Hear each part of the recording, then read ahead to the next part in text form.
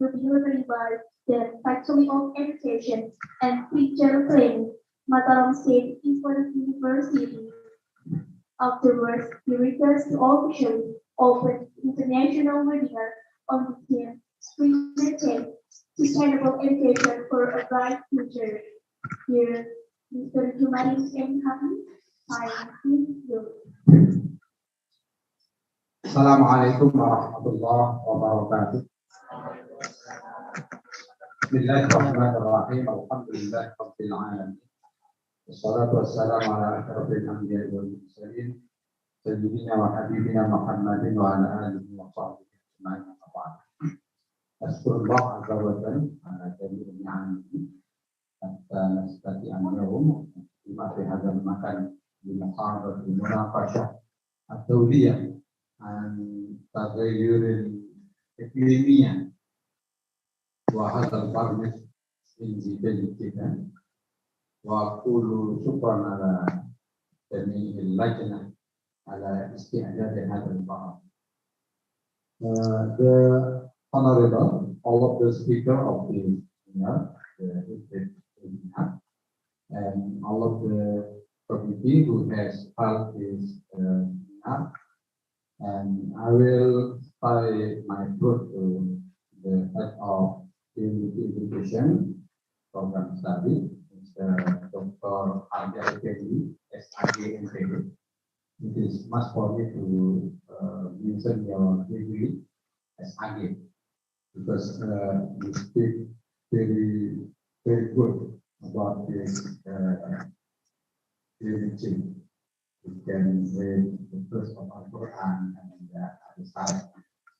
And the secretary of education program study is Dr. Nidi Purwanti, and my colleague Mr. Ahmad Asari, the president of Fakultas Tarbiyah dan Keguruan. I think easy for me to speaking and easy for you to understand what I will speak.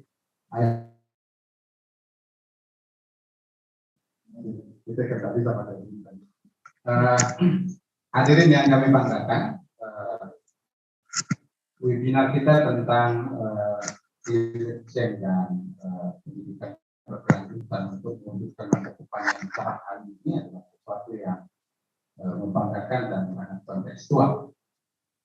Sebab dalam perbincangan hukum Islam itu sudah mendapatkan arah kemajuan yang sangat signifikan dari pembicaraan ulama-ulama klasik, mulai dari Al-Juwaini kemudian sampai Al-Ghazali, At-Tubi bahkan, yang mereka menyimpulkan bahwa ada 5 dasar pokok dari diturunkannya agama Islam yang disebut dengan al-kulliyatul khams. Yang pertama itu adalah soal kelangsungan agama, hifdzun nafs, keberlangsungan jiwa, hifdzul akal, keberlangsungan akal, hifdzul nafs, keberlangsungan keturunan, dan hifdzul mal. Jadi kalau dalam konteks hukum Islam dan ajaran Islam, apapun yang kita mau lakukan di dunia ini harus merujuk kepada tercapainya 5 prinsip dasar. Jadi kita melaksanakan apa saja yang kita mau pikirkan, yang kita mau bikin di sebuah kebijakan harus mengarah pada terwujudnya suasana yang nyaman bagi kita menjalankan agama, nyaman untuk mempertahankan jiwa kita, nyaman untuk menyelamatkan akal kita, keturunan kita, dan harta. Dan ternyata ini sudah berlaku beberapa abad, dari abad ke-3 Hijriah sampai dengan hari ini kita memasuki abad ke-14. Ini masih menjadi sesuatu perbincangan yang tetap, dan akhirnya pada abad ke-21 disadari oleh para sarjana Islam bahwa ada satu hal lagi yang jauh lebih urgen dari 5 tadi itu dan bersifat sistemik, itu adalah hifdzul bi'ah. Bagaimana memelihara lingkungan. Dan sekarang ini tidak akan bisa kita mewujudkan suasana beragama yang khusyuk ya, kalau lingkungan kita tidak baik. Karena syarat sholat yang khusyuk itu adalah sahnya wudhu. Kalau kita masih ragu-ragu dengan air yang kita pakai untuk berwudhu, apakah kena merkuri atau tidak, itu tidak akan membawa kita untuk sholat yang khusyuk. Karena itu hifdzul din akan sangat tergantung dari hifdzul din. Bagaimana kita mau mempertahankan keselamatan jiwa kita kalau apa yang kita konsumsi juga memiliki kandungan-kandungan yang berbahaya, maka itu juga tidak akan bisa mewujudkan benar, termasuk akal pikiran kita. Karena itu kemudian posisi hifdzul bi'ah atau fiqhul bi'ah, fikih tentang lingkungan ini menjadi sesuatu yang tidak bisa terpisahkan dari 5 prinsip dasar tadi. Ya, sekarang itu kita menyebut sebagai al-qudiyat sittah, jadi 6 prinsip dasar dalam Islam. Karena itu kemudian UIN Mataram di dalamnya salah satu itu adalah Fakultas Tarbiyah dan Keguruan sebagai representasi excellent dari keilmuan dalam Islam, tentu harus mampu menyeimbangkan, mampu mensinergikan pikiran-pikiran keagamaan yang berkembang dengan apa yang menjadi kenyataan hari ini. Dan kita berharap program studi pendidikan IPA biologi merupakan unit terdepan dalam mengembangkan cara berpikir Islam. Ini menjadi salah satu dari asas-asas Islam. Tidak akan sempurna ajaran keislaman yang kita mau kembangkan, yang 5 tadi itu, kalau kemudian kita tidak memikirkan unsur bid'ahnya. Sekarang ini perubahan iklim telah membawa pemanasan global, dan menyebabkan perubahan-perubahan yang signifikan yang tanpa terasa hukum Islam yang kita anggap sudah mapan pun kemudian nanti akan berubah. Dan karena itu kemudian ijtihad yang dilakukan oleh orang syariah, orang yang ahli PAI dan seterusnya tidak akan sempurna kalau dia tidak mengetahui tentang apa situasi alam kita hari ini. Situasi alam kita hari ini. Bisa jadi beberapa tahun ke depan itu kita alat bantu apapun yang kita mau pakai untuk melihat hilal bisa jadi tidak akan tembus. Sehingga tradisi untuk berpuasa dengan melihat hilal itu akan berubah dengan otomatis secara kisah. Ini juga harus dipersiapkan. Karena itu kemudian untuk kita bisa menggapai dan menikmati masa depan yang cerah di tengah perubahan iklim yang sangat drastis ini, ya tentu kita harus menyiapkan kemampuan kita untuk bagaimana mempersiapkan generasi yang bisa mengimbangi perubahan ini. Dan itulah yang kita sebut dengan pendidikan yang memiliki kepedulian terhadap perubahan iklim. Punya perspektif tentang itu, bagaimana kita mengelola perubahan iklim ini untuk sesuatu yang positif, karena perubahan itu adalah sesuatu yang abadi. Karena itu kemudian pasti akan berubah, tetapi bagaimana kita mengelola perubahan iklim itu sesuatu yang lebih baik, tentu saja dengan memperkuat pengetahuan, pemahaman, dan kemauan kita untuk bagaimana mengelola alam ini untuk menjadi sesuatu yang lebih baik. Kalau tadi Pak Arja menyampaikan jelas kerusakan, perubahan yang cenderung destruktif hari ini adalah bukan karena azab Allah, tetapi karena ulah tangan manusia. Kenapa kita membuat perubahan yang selalu destruktif, merusak? Tentu saja karena pemahaman kita.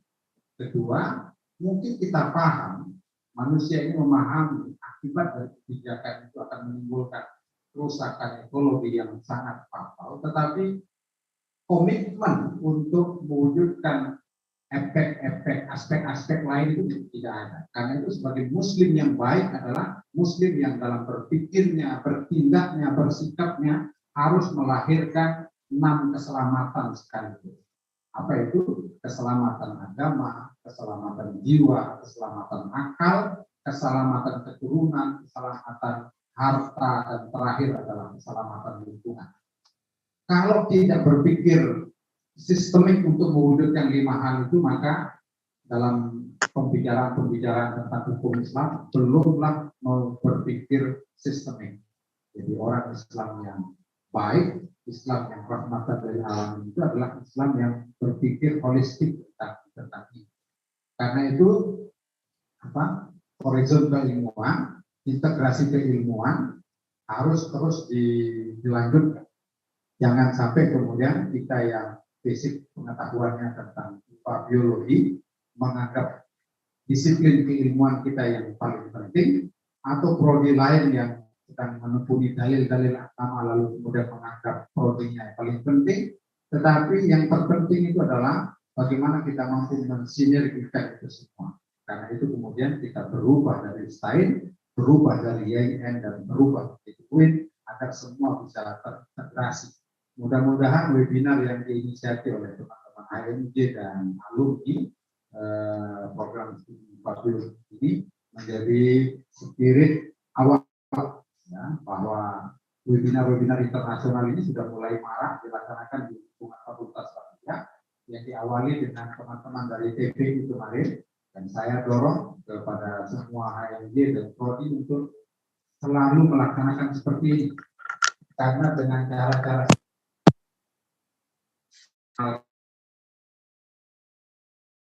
yang lebih luas. Saya berharap kegiatan seperti ini disediakan baik untuk kepentingan kelembagaan kita. Mudah-mudahan prodi Dasdes Biologi dalam waktu dekat kita mengakreditasi dan mendapatkan nilai unggul. Lalu kemudian secara pribadi baik dosen mahasiswa bisa memiliki kenalan di luar negeri, di kampus luar, untuk kemudian menyambung praksi keilmuannya, sehingga Anda masih mahasiswa maupun selesai nanti sudah memiliki relasi. Karena hidup di zaman ini tanpa relasi itu, karena hidup ini adalah kolaborasi, terciptanya kolaborasi itu pasti karena relasi. Dan relasi itu mulai terbuka dengan cara-cara seperti ini. Saya kira itu, mudah-mudahan ada manfaatnya. Terima kasih atas inisiasi yang baik ini, semoga menjadi tindakan yang hasanah dalam dunia akademik. Demikian, dan mari kita buka kegiatan webinar kita siang hari ini dengan sama-sama membaca basmalah. Bismillahirrahmanirrahim. Assalamualaikum warahmatullahi wabarakatuh.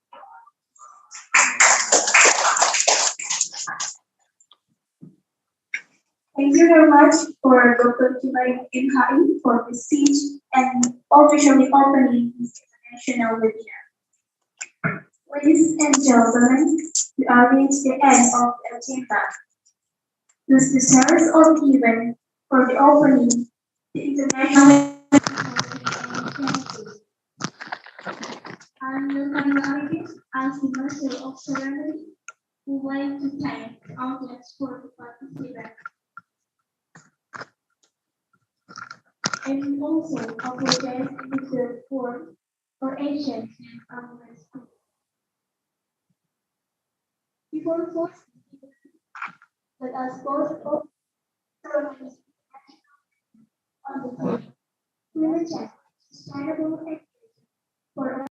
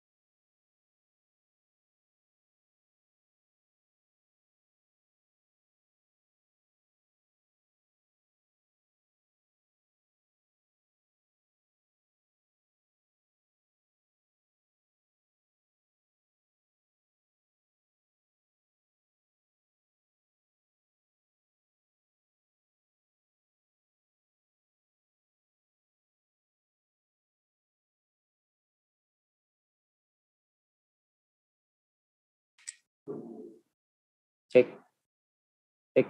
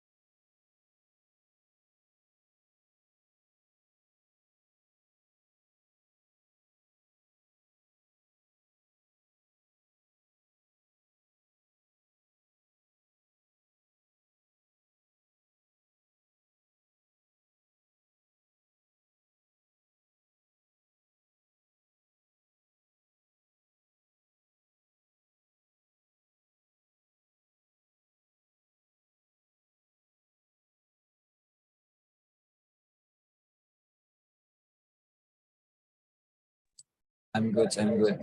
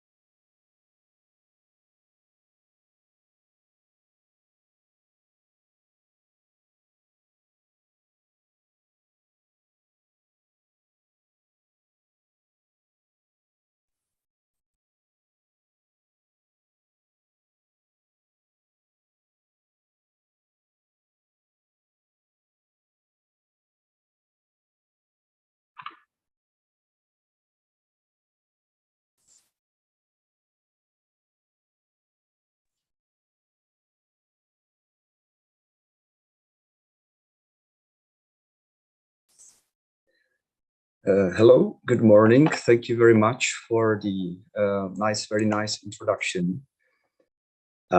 I have to say I was receiving a bad sound, so I hope it will be okay and that you can hear me. Is it okay?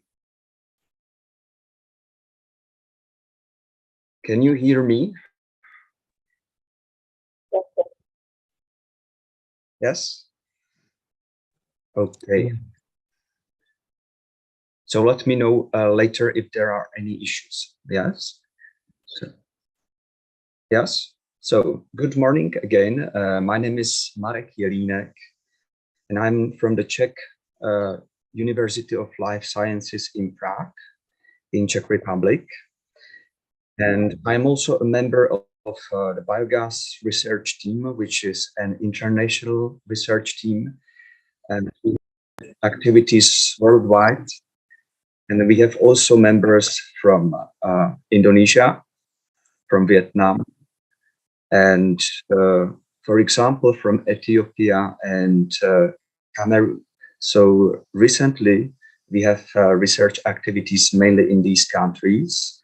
And as you have mentioned, we are also part of various different projects which are related to biogas or to waste management. Yes. So I would like to share a bit about the research which we are focused on. And in my case, it's primarily about small-scale biogas plants in Asia. And my target area was in a central part of Vietnam, which is a locality, which is a region focused mainly on pig production and agriculture. So the typical feedstock for biogas in this location is pig manure, and the products are, of course, biogas, which is used for energy purposes, and digestate good fertilizer. And why is biogas, one of the reasons why is biogas used in this area is replacement of costly traditionally used fuels, which are in this location mainly wood and LPG. Yes. And here we should mark that biogas is replacing not completely, but only partially these fuels, which will be important for some further explanation we will give in the next slides. So, of course, as you know, biogas is produced in the process of anaerobic digestions. And in the target area, which I'm talking about, the average temperature is 25 degrees of Celsius. So everything happens in the mesophilic reaction. And as you can see, the design on the picture is a fixed dome biogas plant. And this is the prevalent design used in Vietnam.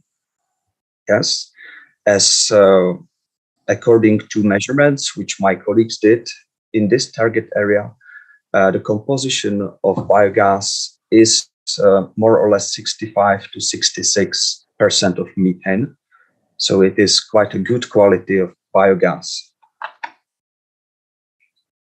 Okay, as we mentioned, biogas in there is used primarily for combustion and cooking, which is 90% of the use.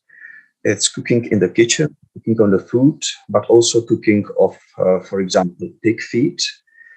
And in few cases, there is also use for biogas lamps, but this technology is more problematic and not so common.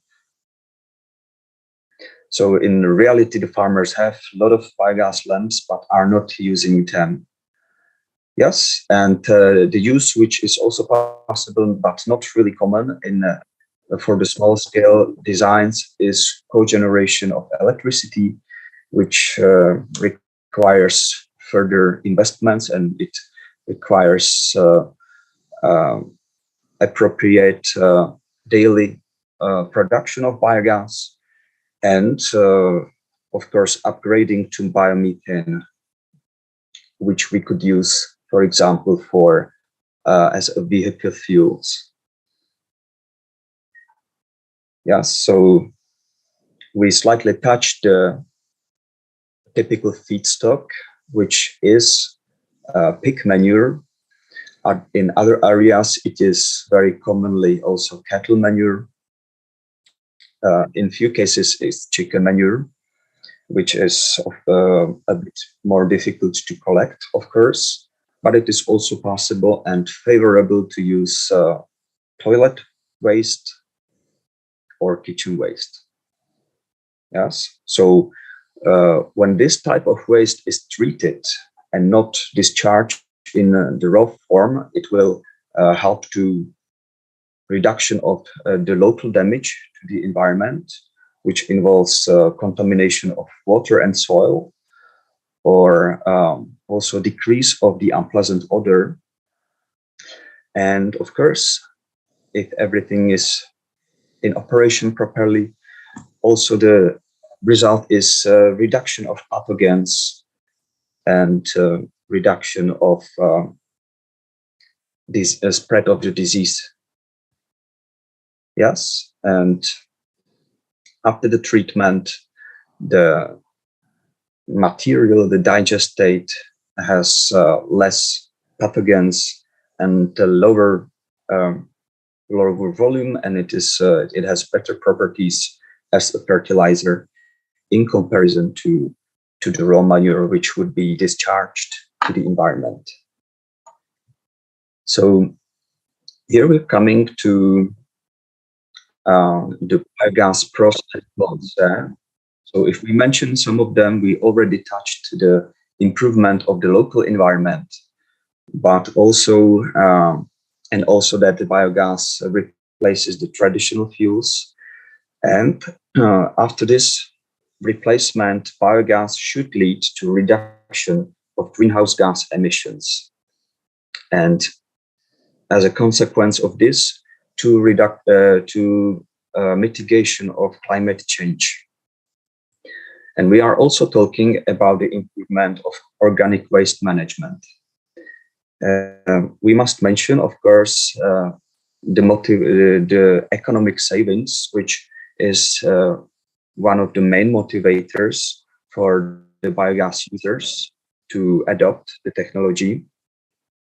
But however, we have to mention the problems, and many studies identified the problems of biogas adoption in the lack of technical expertise, lack of maintenance, lack of training received, and lack of technical support when the biogas plants are being used.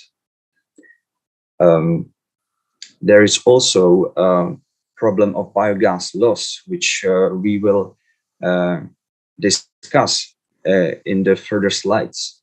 Yes, this biogas loss is usually a result of leakage when there are technical problems, which you can see on the picture on the top of the digester, which has cracks. There is biogas leaking from the digester. So this results in direct emissions of biogas and methane to the atmosphere. And as we know, methane is in a sense of importance as a biogas, as a greenhouse gas. It's much more harmful in comparison to CO2. Yes. So one cause of this leakage is of this loss is leakage, and the other problem is intentional release when there is just too much biogas to be used. Yes. So we wanted to address this issue of biogas loss in the research which we performed in the target area in Vietnam, and we wanted to quantify how does adoption of biogas impact the greenhouse gas emissions. So for this, we needed to calculate the global warming potential, which is a metrics used for comparison of impact of different different greenhouse gases. And we needed to assess the extent of replacement, because as we mentioned, when biogas is used, it doesn't cover 100% of the energy requirements of the households, only partially. And based on that, we wanted to calculate how is the global warming potential affected, whether it is reduced as it should be, or there are some deeper problems with this. And for that, we also found the break-even point. So the point when the biogas emissions are just too high, and the whole benefit of greenhouse gas mitigation is nullified. Okay, so we did the research in the target area of Tua Tien Hue province, which is in the central Vietnam. As we mentioned, the biogas plants were almost completely supplied by pig manure, and the number of respondents was 150 biogas plants. As you can see, the data collection for this was in 2017. So as you can imagine, now the situation is a little bit different, especially because of the African swine fever. Yes. So unfortunately, in comparison to the state from 2017, a lot of biogas plants are not in operation anymore, and it's a big problem, big issue in Vietnam, and they are all trying to address also this issue. So there's a lot of troubles in this. For your information, the designs which are prevalent in Vietnam are KT1 and KT2, which are fixed dome digesters made from bricks.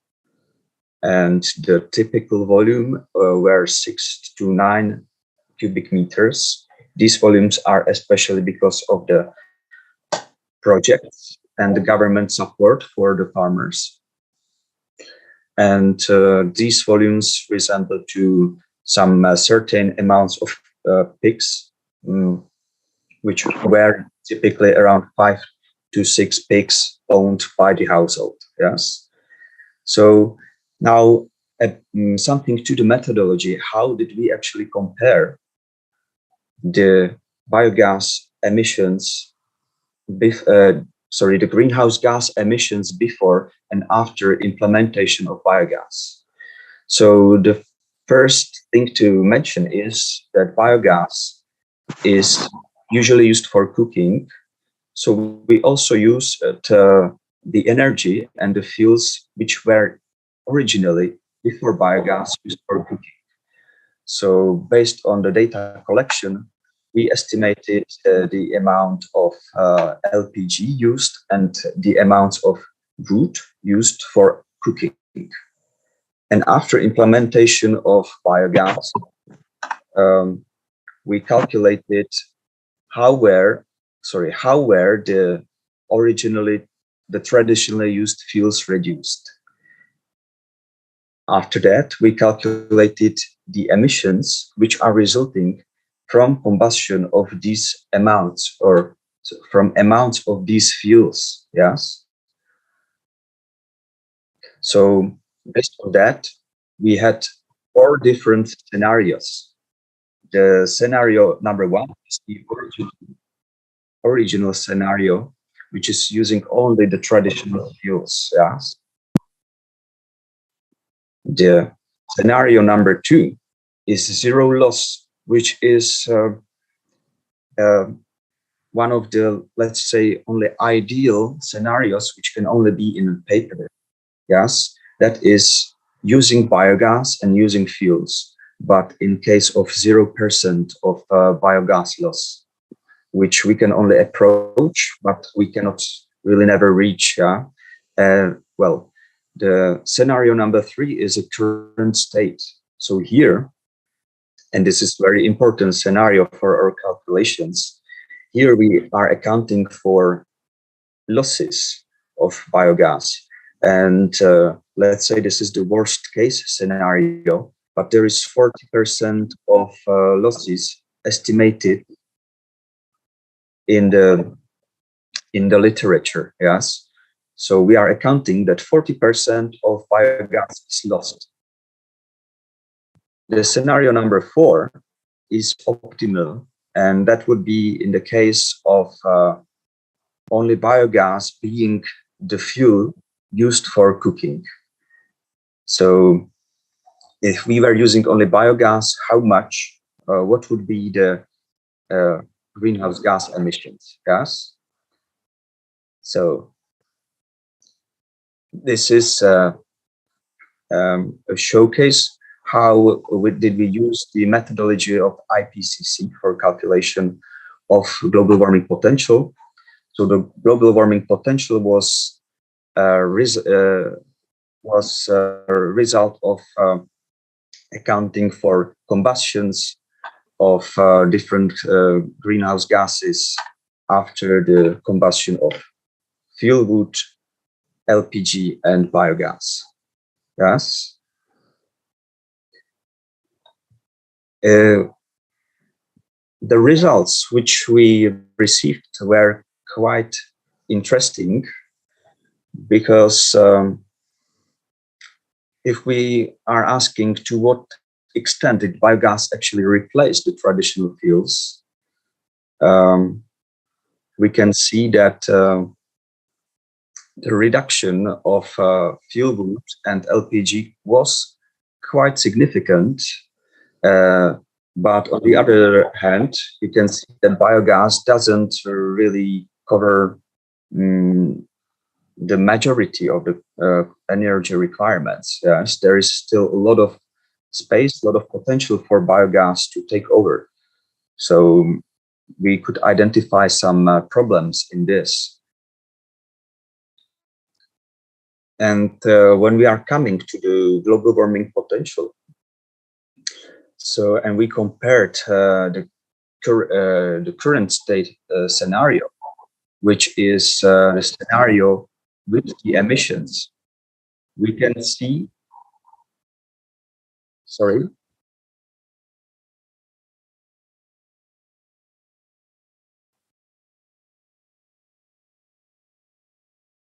Can you still hear me?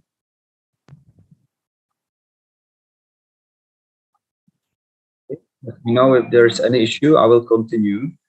So we can see the comparison of the original scenario and the current state. So if the emissions of biogas are really like this, we are by far not reaching the potential of biogas plants. And therefore, we really need to address the environmental aspects of biogas plants, because this technology is, of course, very good in paper. In some target areas, it might be very beneficial. But as this research suggests, there is a very big risk of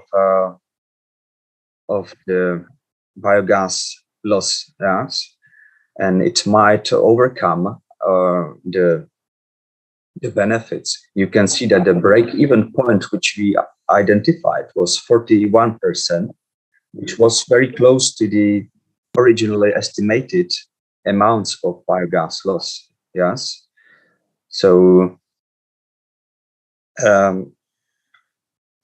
when I would add to the discussion, and it is very important to account for, let's say, more precise leakages or losses of biogas. And this is what we did this year in Vietnam.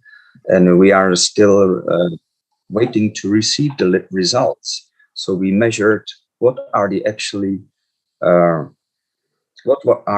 losses of biogas.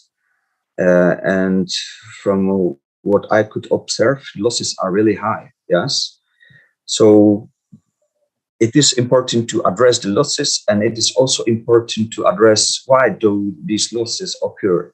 So Of course, it is very important to improve the education and the environmental awareness of biogas users. Okay? So that is how I would sum up the research. I hope that you can hear me somehow well, and thank you for your attention. And I'm ready for any questions.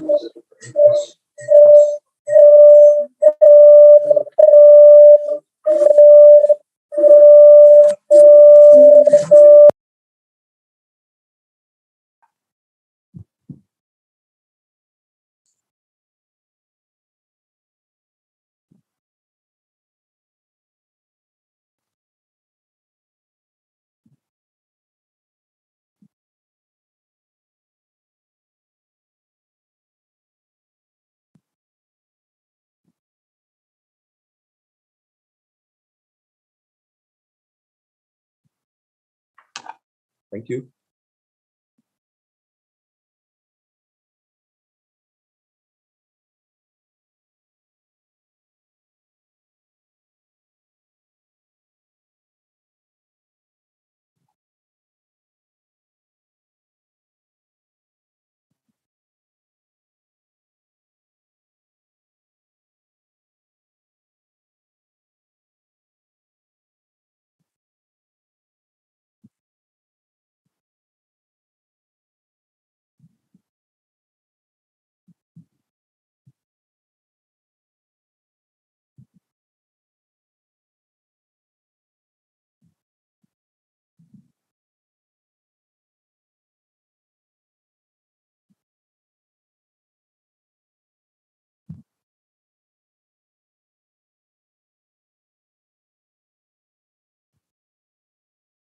Halo, Assalamualaikum. Assalamualaikum warahmatullahi wabarakatuh. Good afternoon in Indonesian time and good morning from Turkey.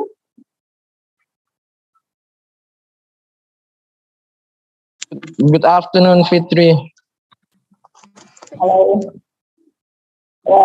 Now I'm still in Turkey. Actually, I study in Turkey, but teacher in Turkey. I'm going to share my screen.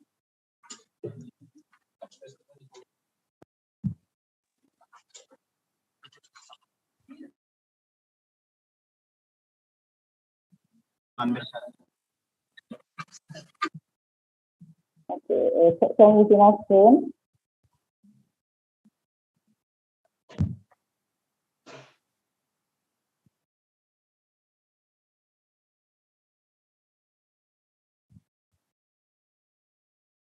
Hello.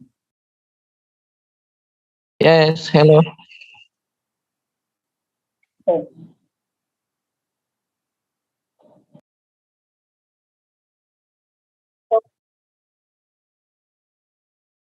So what we are going to do now is, according to the climate change crisis that we have to tackle, and now and for this topic, I would like to present about the renewable bioenergy for emission reduction, and will be focused about the biogas products and also resources. But before I'm going to the next topic, maybe we can see here about the education, which is one of the key role or key point, critical point to address the issue of climate change. Why this education is very essential to tackle the climate change, because before we are decide what we are going to do to address the climate change, we have to know, we have to understand what the climate change is. And through the education, we can empower people, society, or maybe students to understand this impact or the cause of the climate change. So what we are doing now is also part of the climate action we are doing today in this webinar, and also maybe as the maybe teacher to be like from the Department of Biology, and as you are maybe will be a teacher or maybe will be a lecturer, you can also educate people, your students, even in in what is it, at the university or maybe in the school. So this education is one of the key roles to tackle the climate change, because this will be the sustained action to address the climate change. And now we know that, and I think you all know what is climate change is, but still here maybe we can remind ourselves what is climate change is, and to understand this, the climate change, let's go to the causes and also impact of this climate change. You can see here, actually there's only two causes that can cause the climate change, but these two impact is really result of this influence, this impact to our earth or to human or living things on the earth. The first one here you can see is from natural causes. The natural causes that happen like the volcanic eruption or maybe, but the natural causes it's occurred slowly. It is compared to the human activities. This is actually the large causes that really impact the earth because of the climate change. And this is only few of the influence from the climate change. Like we know that global warming, we have this like since we are studying from the elementary school, I guess. And also this global warming also we already faced in today. We can feel from the weather the more extreme in today, and also the ecology. For the ecology, now many species that lost their habitat, that lost their home. It's because the impact of the global warming or the climate change, and it's caused by the human activity indeed.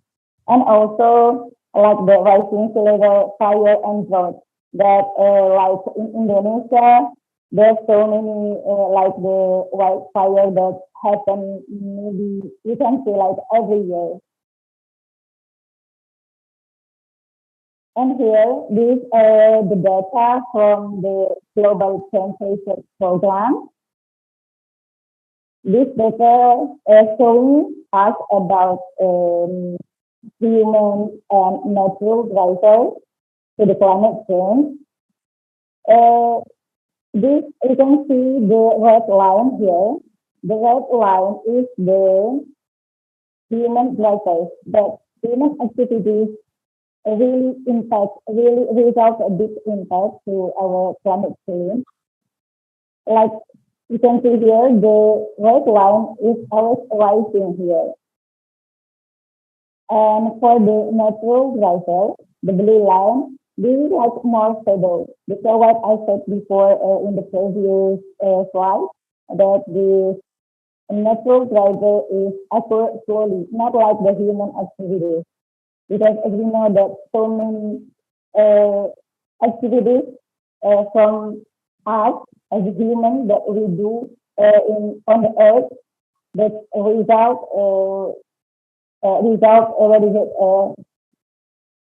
result to impact the climate change.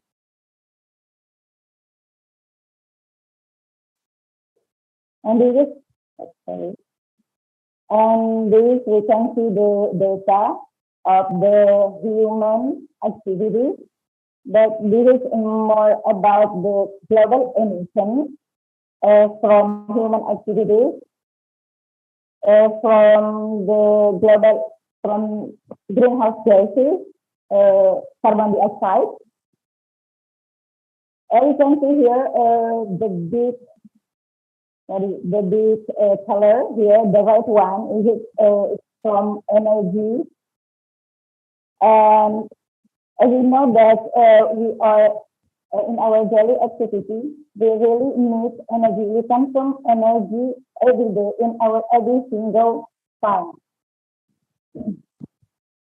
That like we use energy for the building, like the electricity, like cooking, also for heating, and also to charge your phone or maybe your PC. That we need energy to do that activity, and also from the transportation. If you are going somewhere, go to school, or maybe going to street or somewhere else, you need to use your bike, to use your car, and the energy that we use in our daily activity, what it comes from? It comes from fossil fuel. That if we are burning the fossil fuel, it indeed result or release the greenhouse gases. And also, besides the energy consumption, we also can see the green color here. It's also from the agriculture and land use, like the livestock manure, or maybe like the agricultural waste, or maybe from deforestation, like the illegal logging. And let's say if we are after harvesting, that it will always be waste after harvesting. Like there is like the crop, or maybe like crop stem, or maybe husk from the rice. And if we are just let this waste on the landfill, it will release the greenhouse gas emission. And what we are going to do for the tackle climate change is the emission reduction, because what our activity, what the human activity result is greenhouse gases. So we need to mitigate this emission. And what we are going to do is replace fossil fuel consumption. As we know that in today's era, for the generate energy, we use most that fossil fuel to generate the power for the electricity, for heating, and also for transportation. So we need to replace. How to replace this fossil fuel is to use the renewable energy or sustainable energy. And in the next slide, we will talk about this renewable energy. And also, we can also like doing the waste management things, like we manage the agricultural waste, or maybe the animal waste, because we are humans, we always what is it? We result waste like every day. Like one person can result with a waste like maybe about 0.7 kilograms. But for this, in this case, we will manage the bio waste. And also here from the implement of the climate smart agriculture. Why we have to do the smart agriculture here? Like because agriculture also result the greenhouse gases, as I showed you before in the previous slide. It's the second bit of the second the second factor that release the greenhouse gas emission after consume the energy.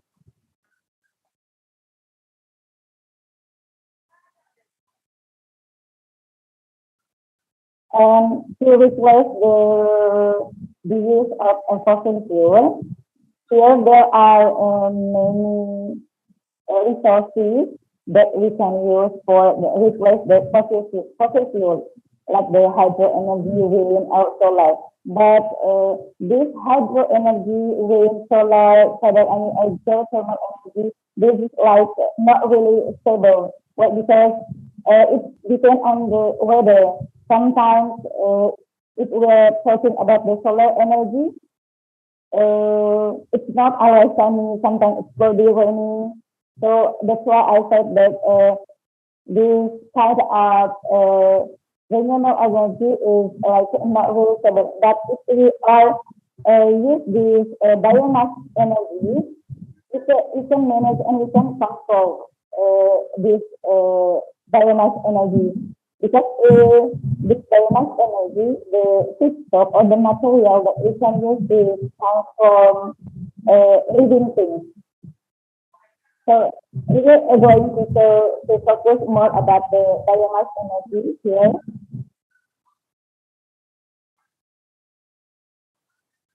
Yeah, as I said, this renewable bioenergy is generated from organic things like the agriculture waste or like the living livestock manure, animal waste, or maybe like from food waste.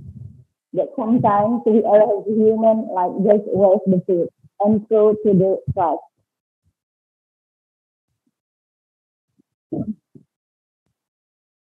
So from this renewable energy can power our building or such because it generates energy. We can use for the electricity, we can use for the transport, we can also use for cooking.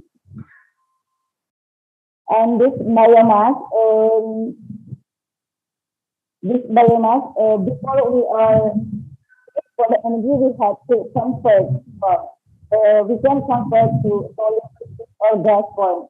But in this case, we are going to talk about the more focus about the biogas as my colleague present before.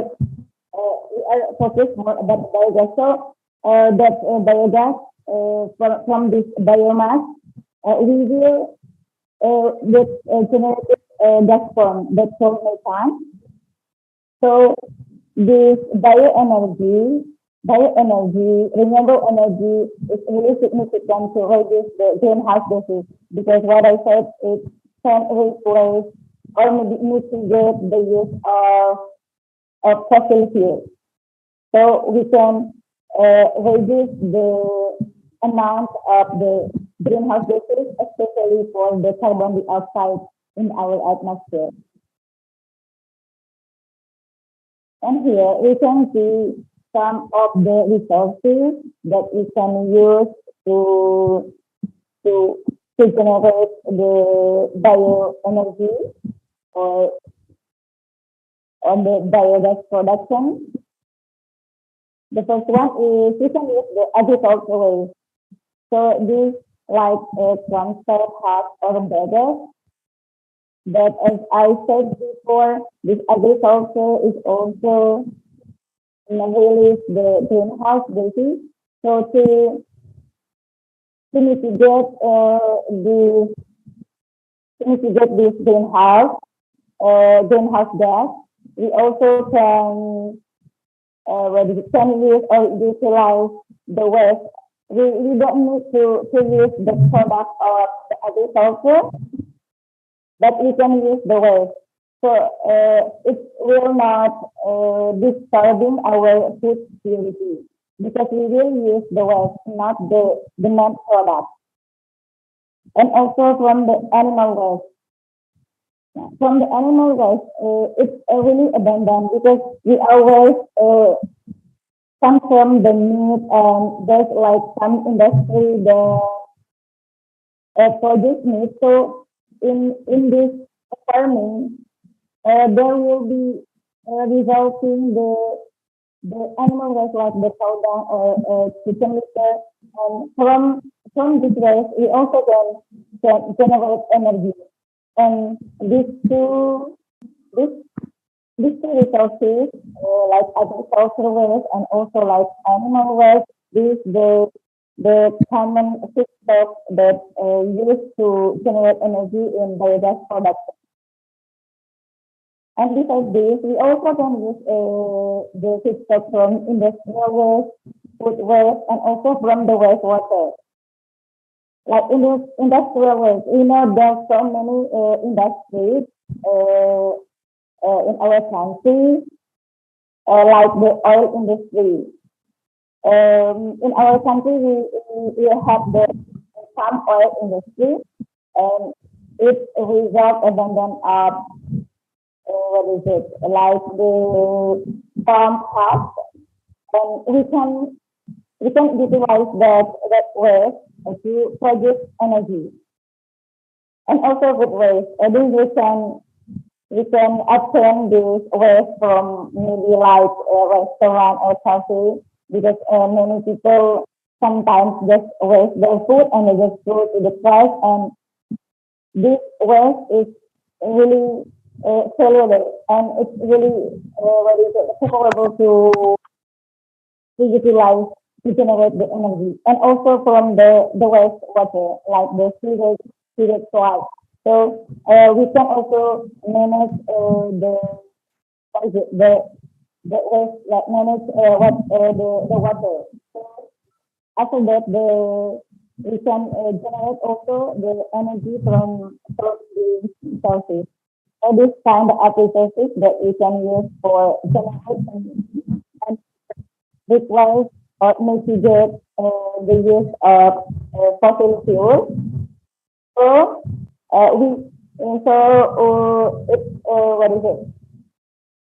So it's without the reduction of emissions. So here we are going to why this biogas is linked to the climate change. I think you are also can contact from what I explained, that why this is biogas is linked to the climate change. The first one is because it reduces the greenhouse gas emission.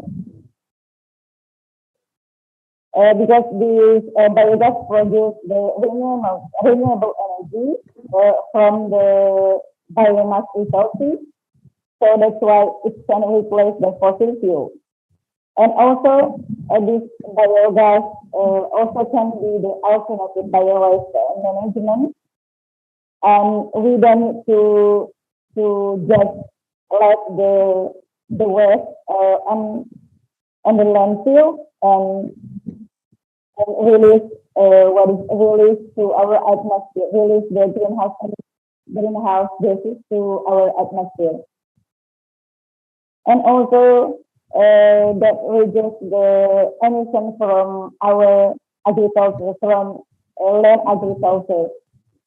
And the important one is also from this biogas production, we also can get the other product that we can return the nutrient or organic content to the soil. And this one is like one of the another product from the biogas production.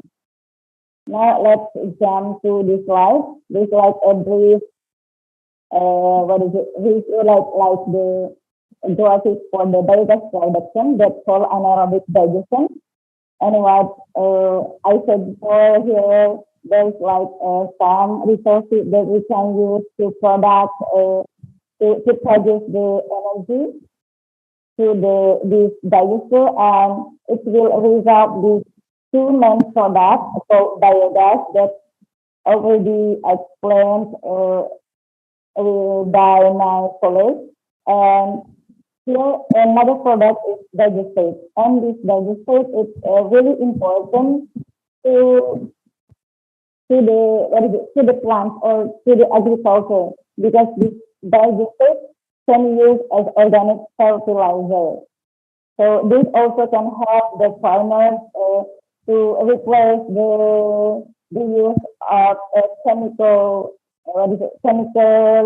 fertilizer by the digester because this is more eco-friendly.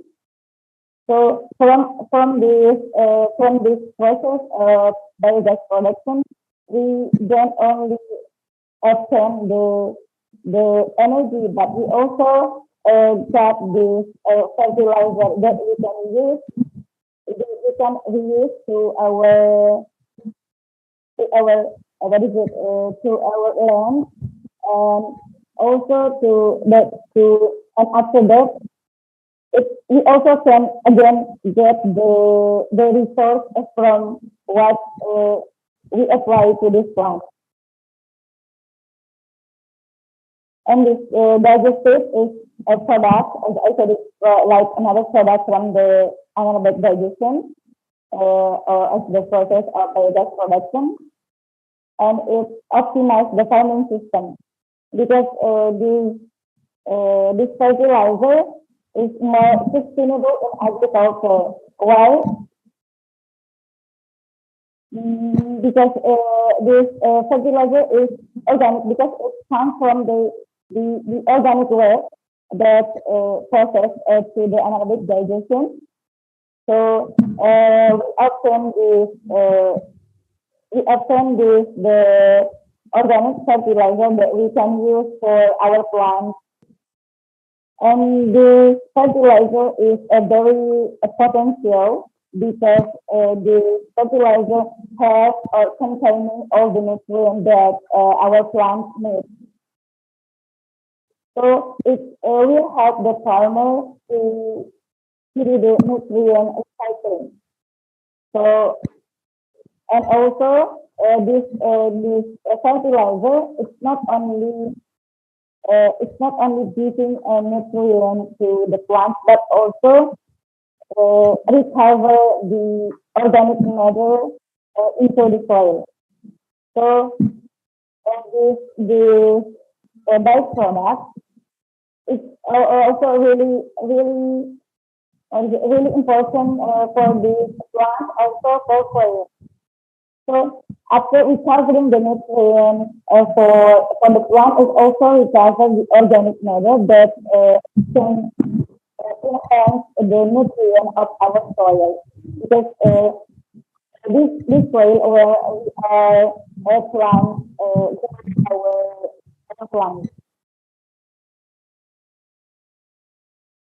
And besides, while this fertilizer is also harmful to the soil, it's good to the microbial activities. This is because microbial activities in the soil is very important, like to decompose organic matter. So the soil is healthy. It's good for our plants.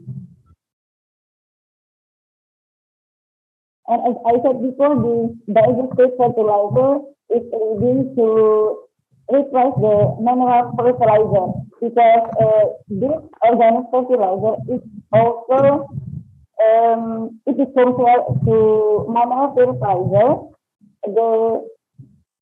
The yield of the agriculture is similar to the plant that use mineral fertilizer. And the important thing is it's environmental friendly. So that's why the digestate is really reduce greenhouse gas emission in agriculture sector because it's eco-friendly, environmental friendly.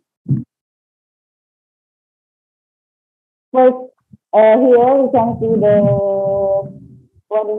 synthetic fertilizer will be substituted by this digestate. If we compare this organic fertilizer and synthetic fertilizer, of course, if we use this synthetic fertilizer, it will release more emission to our atmosphere. But if we use this digestate fertilizer, it will be decreased. I also have There is the research about this fertilizer in my master, and it's also result is showing that the greenhouse gases is like reduce than the reduce emission if it's compared to the synthetic fertilizer. So from the some research that the digestate is mitigate the greenhouse gases from atmosphere about 10 to 30%. So that's why this digestate also it's actually people it's really important to utilize after we get the energy from biogas production. Because this is one of another product that we can utilize and we can reuse to our agricultural land. And from the agricultural land, we also can get resources that we can use again to produce this energy and also obtain this digestate. So what we can assume from this topic is we have to manage that we can use for energy. What we can take from the we also can use fertilizer as a digest. This will optimize resources. So our resources will be different and we can use again and again. Because after we take these resources, we can use to produce energy and we can obtain energy and we can obtain also another product that we call it digestive. We can use to this agriculture again and we can get the resources. That's why this biogas production or another product is critical to tackle the climate change. And these are some references that maybe you can use. And that's all my presentation today. Thank you for attention. Maybe you can ask if there is any question. Thank you very much. Assalamualaikum warahmatullahi wabarakatuh. Waalaikumsalam warahmatullahi wabarakatuh.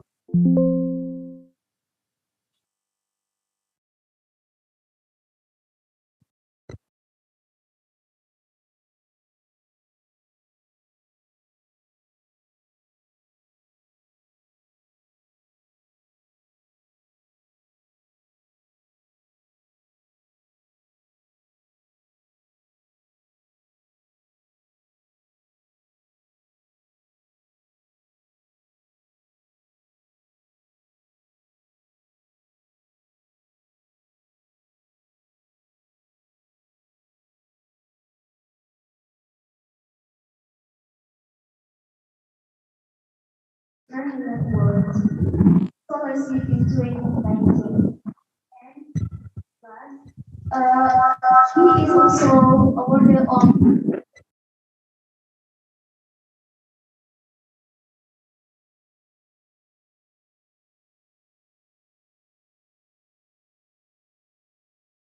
is yours.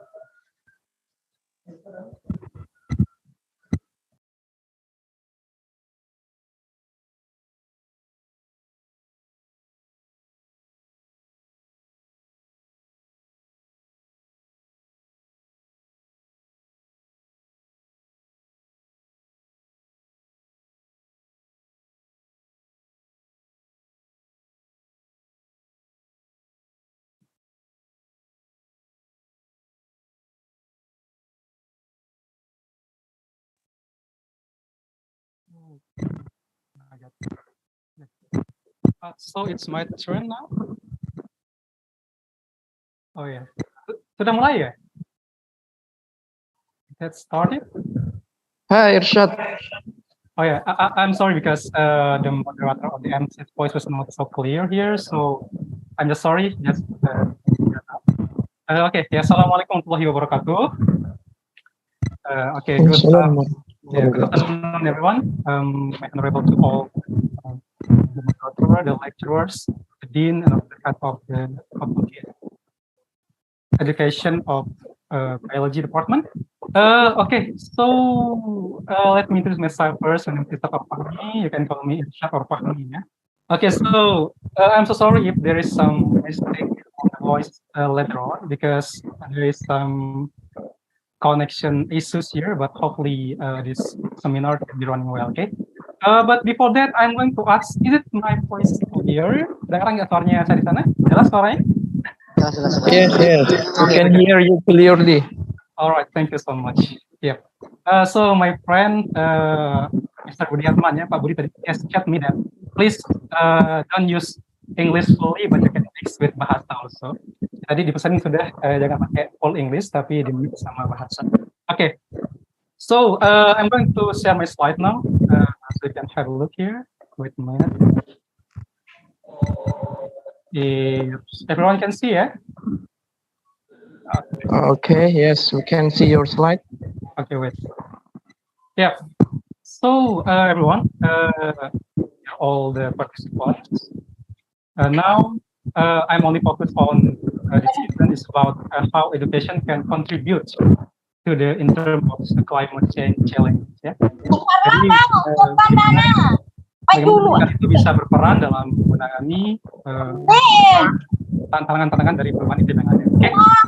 So without wasting much time, I'm going to start this presentation. Okay, so let's start from the first slide here. I have maybe you know this guy, right? Very famous, the founder of Tesla, Elon Musk. Okay, Elon Musk. Yep. So maybe you still remember when the G20 conference in Bali, Elon was one of the speakers there. And there's some funny things when Elon stole his presentation. It was a blackout, mati lampu gitu. It's something like really weird because we know he is very rich, kaya sekali with a lot of resources, but why he doesn't have the electricity? Instead that just got the blackout a few minutes before the presentation. Ya, dia bilang bahwa ada jalan mati lampu beberapa menit sebelum mulai. I'm not sure what is happening there, but there are a lot of people say that it is something like a sarcasm atau satir, ya, sindiran bahwa tentang adanya global atau energy crisis, ya, global energy crisis. So that's why we just want to show us how to make a better future with the sustainable energy. All right. So now let's start with the first question on my slide. Do you notice climate change in your daily life? Ya, jadi apakah teman-teman semua sadar nggak tentang adanya perubahan iklim yang terjadi dalam kehidupan sehari-hari? Kira apakah Anda menyadarinya, ya? Let's say the majority answer of the people on this question. Yeah. I'm not sure. I just find so far the life just feels so good, ya. Jadi there are a lot of people that doesn't notice or don't aware about this kind of the issues, ya. Jadi banyak orang yang tidak terlalu menyadari tentang terjadinya isu perubahan iklim ini. So let's see from all the picture here. When you wake up in the morning, pas kita bangun pagi, kita keluar mau kerja atau sekolah, we just see the blue sky with the green grass and the beautiful beach, and people can still work together. Just feel like there is nothing happen, ya. Terasa seperti tidak ada yang terjadi. We just feel like this earth or this world still fine. Kita seperti selalu merasa bahwa bumi ini atau tempat kita ini selalu terasa seperti baik-baik saja, tidak ada yang terjadi. Karena kenapa? Karena kita tidak langsung bersentuhan dengan isu ini, ya. But let's see what is the real the real effect to this earth actually. Okay, so what is truly happening? Even maybe in our daily life, in our daily day, we don't really notice about this kind of issues. Kita nggak terlalu merasa bahwa ada yang berubah. Hujannya teratur, misalkan laut masih biru dan juga lautan masih hijau juga. Tapi let's see what is truly happening. The World Disaster Report in 2020 reveals that over the past decade, yeah, there are 83% for all natural disaster such as hurricanes, floods, and heat waves, have been linked to the phenomenon of rising global temperature. The disaster have so far killed more than 410,000 people and affected the lives of 1.7 billion people worldwide. Ya, jadi ada suatu fakta yang menunjukkan bahwa dari report yang World Disaster Report here, ternyata. I'm so sorry, Irshad. Yep. You should use full English, please, because this is the international webinar, and we together learn the English from this seminar. All right, thank you, sir. Sorry. Yeah, because previously I just got the message from my friend that said don't use full English, which can mix. Okay, I just try to use full English. Okay, all right. So I'm so sorry for that. Yeah, thank you, sir. Yeah, so this is the report from the world disaster that there are 83% of the natural disaster like hurricanes, flood, and the waves, and it's been between more than 410,000 people because of the rising of global temperature. So maybe we don't aware what this in our daily life, but it is happening. It's happening in somewhere else there in Africa and in some Europe country, but maybe not. We don't really find it in our daily life, but it is the true what is happening right now. Okay, so there is some impacts of the global warming today. I mean, of the climate change. There are three kinds of impact from the environmental impacts, social impact, and economic impacts. So there is some list here. Maybe you can read one by one. From the environmental impacts, you can see that strict weather, melting of polar caps, increase in seawater level, drought and forest fires, loss of biodiversity, loss of agriculture and land, and the other one. Also, its impact, social impacts, and economic impact, because we can say that this kind of issues will affect the whole element or the whole aspect of our life, like environment, social, and economic, right? So maybe all of us has known that we have SDGs, something like Sustainable Development Goals from the United Nations, or PBB in Bahasa. So there are 17 goals to transform our world. So from the 17, they are in the climate actions is included here in the number of 13. Why it is included? Because this is one of the rising issues, one of the issues that we need to face from in the future, right? So it's really important to know about it. So let's go on. Okay, so there are another question. Why should I contribute to face these issues? Yeah, what is the answer? All right, responsibility. So maybe because we don't really aware it is happening in our daily life, but this exists, right? This exists, but maybe not like directly this effect to us. But we have this responsibility as the human, and responsibility as a Muslim, and to create a better life in the future. Because we don't know, maybe based on the research, 30 or 50 years later, after this, gonna be if we don't start to aware about these issues, it can be like the big disaster will happen. So it's about our responsibility to our next generation. So that's why we have to contribute to be aware or notice of these issues. Okay, so the next question is, what should I do to face these issues? Yeah. So actually, they are based on all the research of the journal said, at least there are two kinds of action that we can do to participate in face this kind of issue. The first is adaptation, and the second one is mitigation. What is adaptation? Adaptation, a variety of action that are means to reduce or compensate or adapt to the first impact that rise from changes in the Earth climates, and mitigation action or changes in societal behavior taken to reduce or eliminate greenhouse gases, GHG, emission, and or to remove changes from the atmosphere to prevent significant adverse climate effect. So in the simple word, we can say that mitigation is the process of how to reduce the cause of these issues, and adaptation is how to be adapted when this kind of issues happening. So there are some ways we can do here. Let's see this picture. In mitigation, we can start by doing something like, so actually, not only government will take responsibility of this kind of issues, but we as a personnel, as a personal people, we have to take action also. So this is kind of the action that we can do personally. The first is mitigation, like active transportation, yeah, just maybe in our daily life we just use a motorbike or car. So now just try to use another kind of transportation that don't use the emission, gas emission, like bicycle or walking, and the other one or public transport. And second one is you can say low carbon transportation. So nowadays Elon Musk has a really how with his company Tesla has made something like the electric car. Other companies also followed.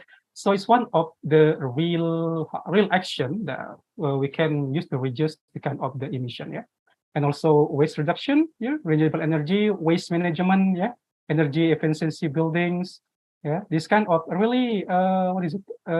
It is exists in our daily life, public engagement, water conservation is really important too. That we don't use even maybe 80% of this earth is consists of the water, but only maybe 20% that you can drink, and the rest is salt water, right? So we have to be aware of this. So just use the water wisely. Local food, smart growth is kind of adaptation, emergency management. So when this kind of is happening, we know how to manage the emergency. We know how to do to prevent it. The preventive action. And also the climate resilient buildings. Okay, it's very clear, I think. Wildfire resistance, preparing for sea level rise, and flood protection. So the mitigation and the adaptation, there are a lot of kind of mitigation and adaptation, but it is the small, or maybe the small example of what we can do in our daily life. Okay. So now let's start to the focus of this topic is how education contribute to the issues of climate change. So I think this one from the UN, United Nations, that say one of their director said education is crucial for climate action because it has the exceptional power to make evolve mindset and behaviors in the long run. Because education can change mind and change the world. Because education is, I think, the fundamental or the foundation of everything to get knowledge, to change our mindset. So how could we involve in this kind of issues if we don't have any idea, we don't have any information about this? So education is really taking a really, really important part to face these issues. And the second one is from the Patricia Espinosa. The 6 elements of IAC, education training, public awareness, public access to information, public participation, and international cooperation, on this are essential for countries and communities to counter climate change and adapt to its impact. So once again, that how education can take a really crucial position in terms of preventive or face the challenges of these issues. So this is one of the table here. There are some elements that we have to maybe aware of. The first is education. Why education? Education change the habits in the long term. Change the habit in the long terms. So with proper education, with the good education, the climate education, so we hopefully the majority of the people of this world, because was this kind of issues is global issues, not only happening in Indonesia or in some countries, but it's gonna be worldwide issues. So we must have the tools or the device to distribute the ideas, to transform the ideas, so that all the people in the world can be aware. And one of these devices is education. Okay, the next one is training, develop practical skills. Public awareness, reach people of all age and walk of life. Public access to information, make information freely available. Public participation, involve all stakeholders and decision making and implementation. Internal cooperation, strengthen cooperation, joint effort, and knowledge exchange. Okay, one more time, I have to emphasize here that this kind of issues is not only exists, it's not only the duty of the government, but every single people in this world have to take a responsibility of these issues, because it is about our long term our earth survival, right? To create a better life in the future. Okay, so I think this data from my friend, so is working in BMTG. They said that this is something like how education take part in terms of face the challenge of climate change. Yeah, so there is some step here. First is knowing, yeah, knowing. So how do we can know about this kind of issues? Of course, we have to go to schools and with good education, with the proper how to say it, training from some institution that involved in this kind of issues. Yeah, understanding and training, climate action mini project, public awareness. This is actually is our main purpose, our main goal. Yeah, when all the public aware about this kind of issues, is gonna be will help each other to face this kind of issues. Yeah, and when the public has aware about this kind of issues, so will produce a behavior changes. Yeah, behavior changes. Maybe when before he knows about this kind of issues, he just use unrenewable energy or waste the water like something else. But when he aware about this issue, they will change their behavior and try to be better and in terms of face this kind of issues. Yeah. And this one is independent smart society and replicable climate action. So actually this challenge actually, yeah, it's not that easy. Maybe theoretically it's very easy to say, but I'm sure because the access of this trend of climate is not it's haven't been distribute well to the society. So as people who are study in the university or educate people, moreover we are from the biology department, actually we have to be part of the people who take responsibility of this kind of issues. Yeah. Okay. Next. Yeah. How to integrate AAC in NDGs education? So this some possible objectives and target on education. The first one is sanitize key ministry official on the need for climate change education. Okay, so I'm not sure. Maybe you know this. We don't have the special subject that focus on climate change at school. But maybe there is some some lesson that involved in terms of the science book, yeah, IPA terpadu maybe in bahasa or in biology. There are some topic that focus on this kind of issues. Yeah. Okay, review the curriculum and identify gaps vis-a-vis climate change. Yeah. Of course, it's necessary when the curriculums has been changed and the climate change issues is involved in the curriculum. It's going to be one of the good tools to distribute the idea of the climate change. Yeah.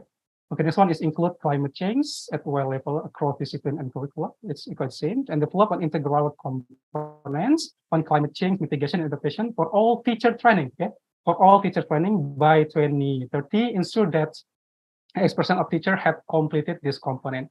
Yeah, so it is a challenge actually. Maybe if we are a biology teacher, it's gonna be much easier because in our textbook there are some topic that related to the climate change. But how about another teacher that's not involved in that one? Yeah, it's gonna be quite challenges. So as a biology teacher, for next future, we have a lot of duty how to make our students or next generation aware of this kind of issue. Right? Okay, so what should I do as a teacher or educator? Okay, because we are in biology department, teacher and training. So hopefully after we graduate from this university, we're gonna be a teacher, and hopefully we can be the agent of change. Yeah, who can change, how contribute to their society, at least at school. Yeah, because we're a teacher. So how to educate our student about this kind of issues. Yeah. But there are some reasons why teachers don't reach the climate change. First one is from the source here.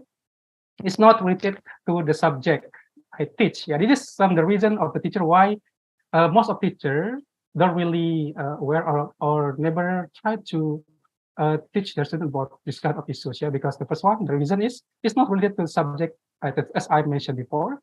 So there is some fixed curriculum that we have to do, but yeah, actually it's really complicated. But hopefully in the future we will have the instrument of this kind of issues. Yeah. Okay, students are too young. Students are too young. It means that the teachers sometimes say they are not suitable in their age to learn about these issues. Actually, there are a lot of ways how to do it. Yeah. Okay, I don't know enough about it. I still about information, lack of information here. I don't have the materials needed to teach the subject. Also, it's about curriculum and the instrument here. I don't believe in climate change. Okay, is something out the funny things, but yeah, maybe it's not enough information about it. So state mandates and taught a different grade level. My school does not allow it. Students have already learned about it in school. So from all the reasons why teachers don't teach climate change at school is because you can see lack of information about this kind of issues. So actually, this is not just the personal issues, but it is global issues that we have to work together to face these issues. Not only the government, but the stakeholder, the institution, even the parent of the family, so have take responsibility actually about this kind of issues. Yeah. So just work together about it. Okay, so this is the last one. So maybe the real action that what teacher can do. Yeah. So what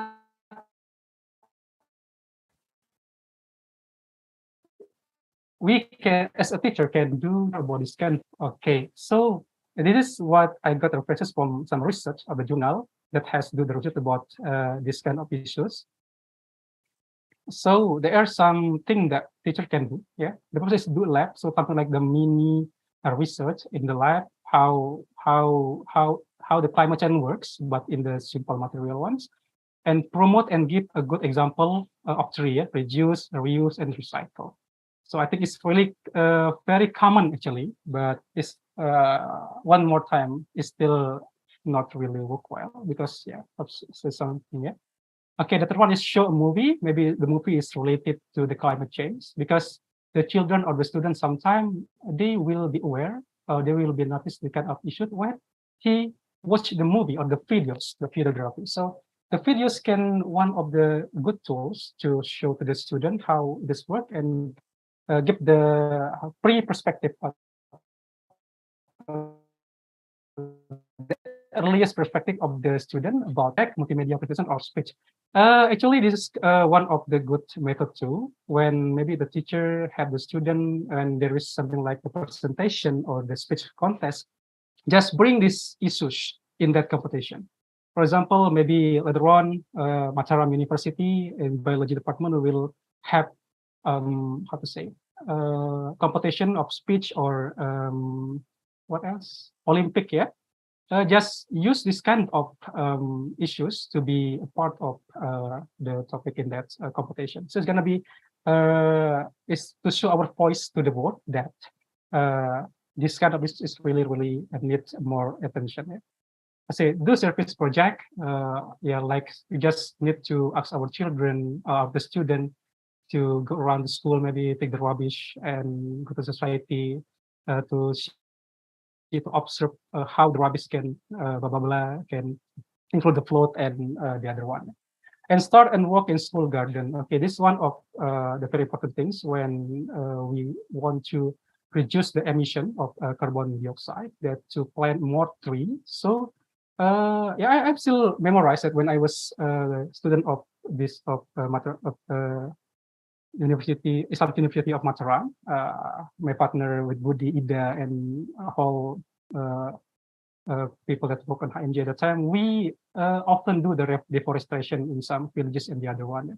This kind of the good method how to teach the student or our children rather that to plan more how to say more plan, yeah, to so this can reduce the the amount of the emission. Yeah.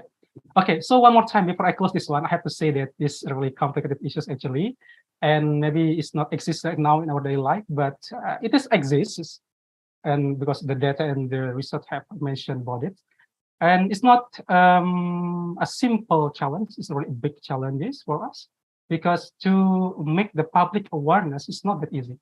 And one of the purpose, I think, one of the purpose of this seminar also is to give a perspective or the information to all the participants. This is one of the method that we can use. One of the method we can use to transform the information to the other people, yeah, by doing a seminar or the other one. So to have a collective perspective or information about this kind of issues. So it is hard works. We have to work together, not only between among the government institution, but also we as the next generation of this of this generation. Yeah. So let's make a better world, make a better life, and give a better smile for the world in the future. Okay. Thank you so much. Assalamualaikum warahmatullahi wabarakatuh.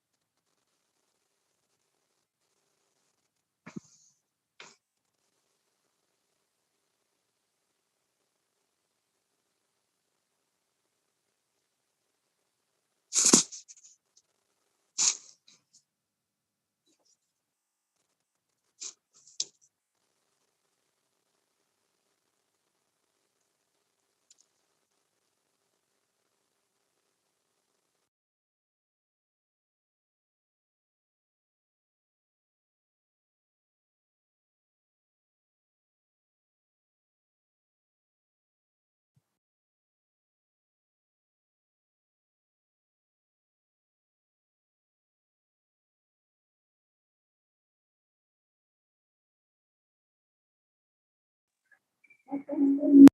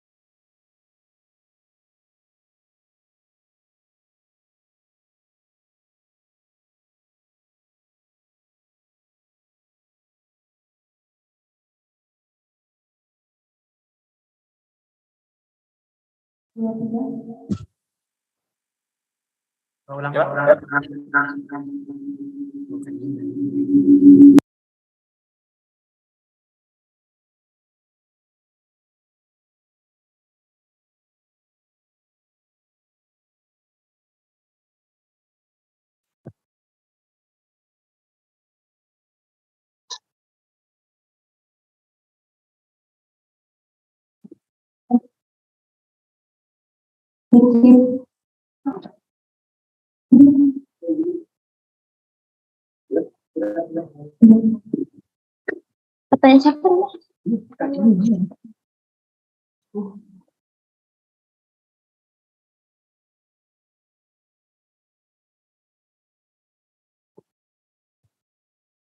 Oke.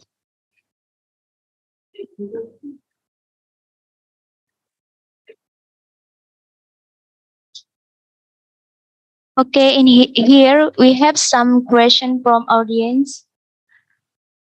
From Mr. Ihsan to Mr. Jelinek and Miss Fitri.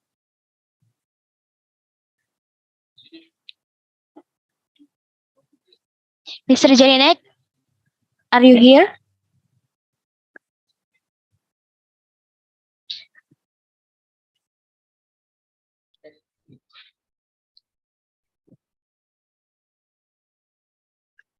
Cek.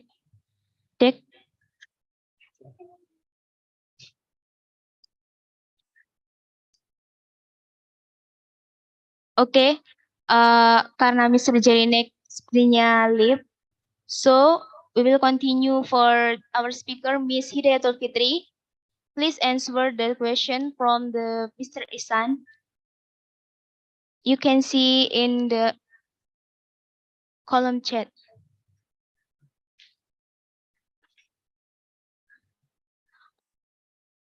Okay. The question I is, think, if we apply this energy in one day, which one is cheaper for consumer, fossil fuel or biogas? okay.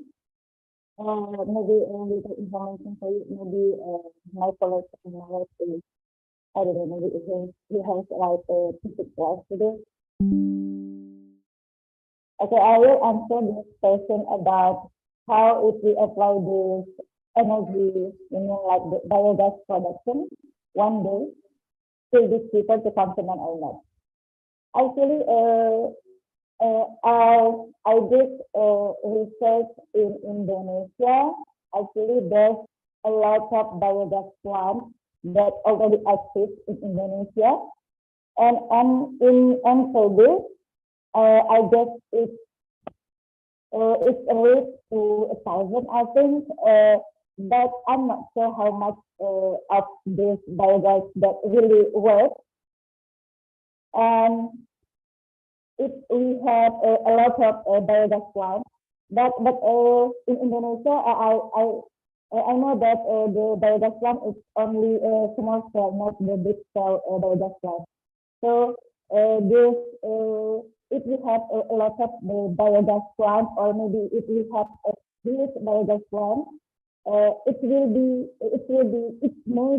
cheaper because the resource of the biogas production it's in our it's in around us. We get from the waste, from agricultural waste, and also from animal waste, from wastewater and food waste. And also, it's also easy to to create our biogas plant, our own biogas plant at home.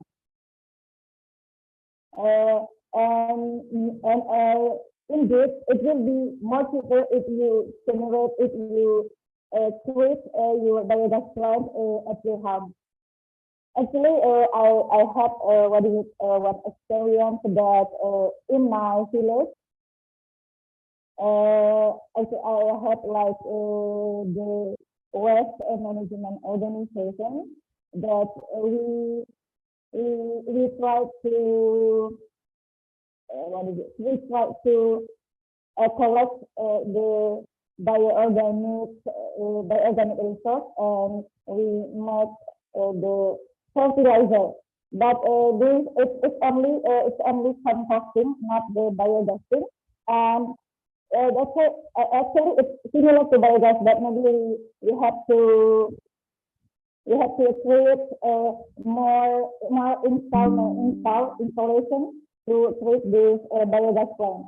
Actually, we just can use like the small, I know, like small candle to create this the digester to produce the biogas, and it will be cheaper that if we have at our own house, our own home. It may be cheaper.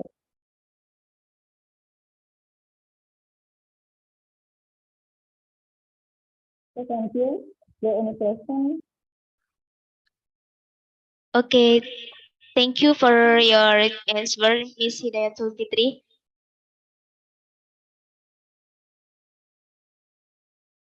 Person, next question from Mr. Isan again.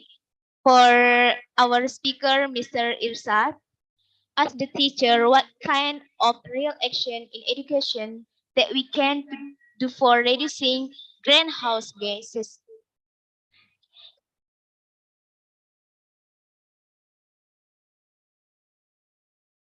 Okay, thank you for the question, Mr. Risan. Yeah, Risan is my research advisor. Yeah? So I feel so honored to get this question from him. Yeah, thank you so much, Mr. Risan, for the questions. Yeah, hopefully this can answer the question. But of course, there's a lot of discussion that need to do actually. Yeah. So as a teacher, yeah, what kind of real action in education that we can do for reducing greenhouse gases? Yeah. So actually, we have to maybe differentiate first what kind of level of the degree of the student from the primary, secondary, and also senior from the high school and etc. So every level of the school we have some different treatment to the student actually. This is one of the problem here. First, I have to say that in our curriculum we don't have a specific subject that teach about climate change. So it is involved in IPA Terpadu or biology.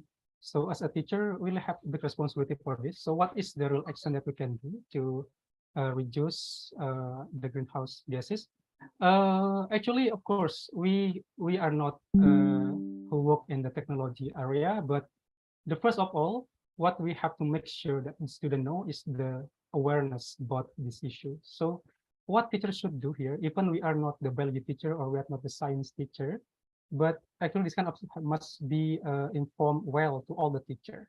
So the teacher can transform the knowledge to the student that how these issues work and how dangerous this issue to the next generation. And so when they have the awareness of this issue, we can do the next type, the next level of this how to say the way to reduce this one. I think reduce, reuse, and recycle is one of the best way and the simple way that we can guide to the student to do at school. Yeah, how to when we have a plastic, something like the plastic garbage or something else, we know how to reuse, reduce, and recycle it. And also we can make a mini project to the student, something like this, how to say, the scientific experiments we can do in lab or in outside of the rooms. And that can give more awareness to the student, more knowledge about these issues. And also one more, it's a simple thing, not as simple actually, but I think it's affordable for the school to do it. That is having, how to say, having a garden, the school garden. Having a school garden will we can get the student to plant a tree, to plant a flower, or the kind of plant that, and at the time we can make sure, or we can transform the idea of this kind of issues, that planting a tree is good to reduce the gas emission or the carbon monoxide or something else. So the conclusion is, first of all, as a teacher, we have to inform our student to make sure that aware of these issues with a lot of ways, by watching movie or by doing a lecture and something else, and also doing the mini research or mini project if we have how to say, a lab, and also we can do what is it, having a green garden at school, in terms of preparing them to their awareness to participate in this kind of issues. Yeah, maybe that's all for me. Thank you.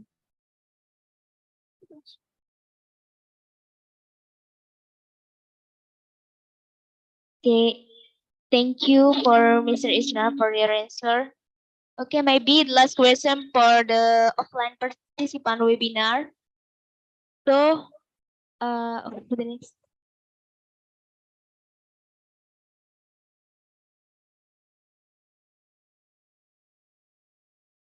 Thank you, Irshad, for your answer, and Fitri also. It's my honor, sir. Thank you so much.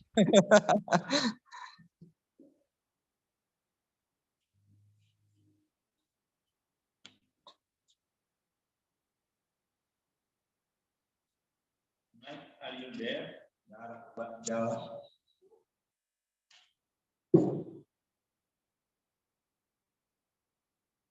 Apa nih?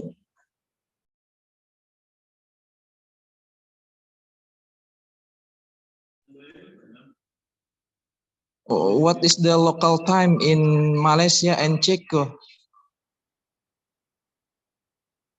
In Malaysia is similar with the central of Indonesia, or in Lombok it is similar.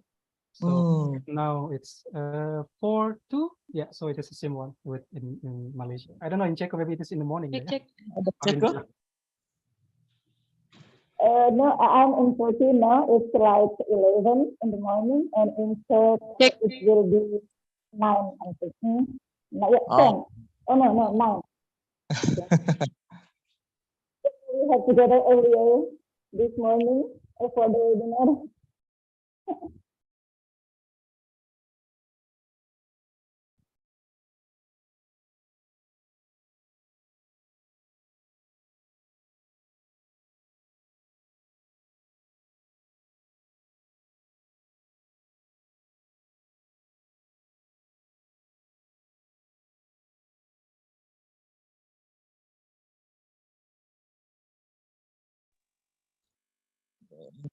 Yeah.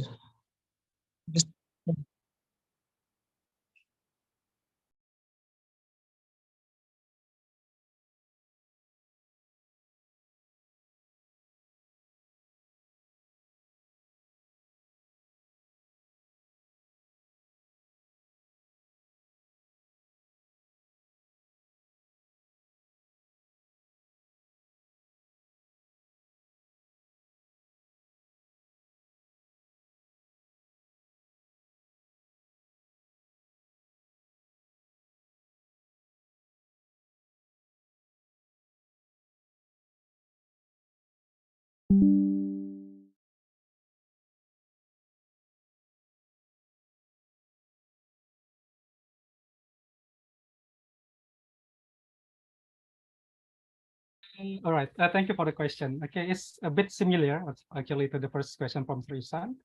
Okay, one more time, I have to highlight that we don't have a specific climate change education in our curriculum. That is the first challenge for us actually. So it can be discussed well when maybe later on the lecturer of institution or university can give their voice to the Ministry of the Ministry of Education to involve this kind of subject at school, yeah, the specific one, because in several countries like in Zimbabwe or in Africa, they have the specific, or maybe they have the special subject that focus on climate change. Yeah. not involved in biology, but specific special subject they have it. But here in Indonesia, we don't have it. We don't have it yet. But maybe in the future, I hope we can have it. But it is still involved in IPA Terpadu, as I said before, or in biology for senior high school and the other one.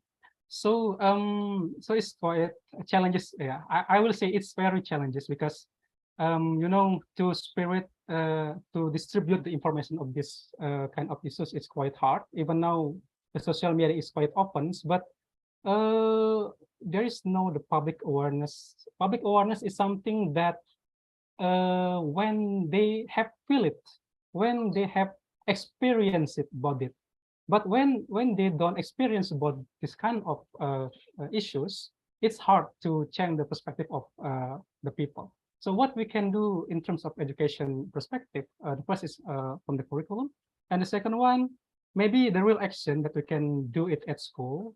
Notice I can see that there are a lot of NGOs or a non-government organization which focus on the climate change issues in international or maybe in Indonesia.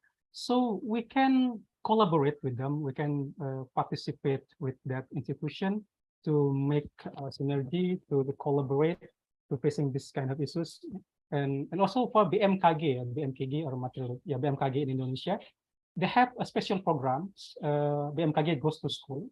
This one of the good program too, where they go to every school in Indonesia and they inform them about this kind of issues. But the challenge today, maybe we can, if we want to distribute this information to the society, I mean, to the old society, like our mother, our father, it will be hard. This will be so hard because the level of education maybe is this slightly different. But what we need to do is to the next generation, yeah, to our student at school or the millennial or the another generation is going to be more beneficial. So there's some stuff that we can do. The first is from the curriculum point of view. The second one is we can collaborate with the NGO or the other ones that's involved in this kind of issues. And the third one, just how to say, like be how to say, be a good person that always share the information from the social media or the other one. Yeah? And also we have to be appreciate because our government in Western Nusa Tenggara, yeah, our governor today is quite focused, yeah, from this kind of issue, from renewable energy or zero waste or something that. But it's not applied well because you know the scope is really big. So we need more time to make this kind of issues will be distributed well to the society. But this is a good start that what our government, what our governor has done in Western Nusa Tenggara. Thank you for the questions.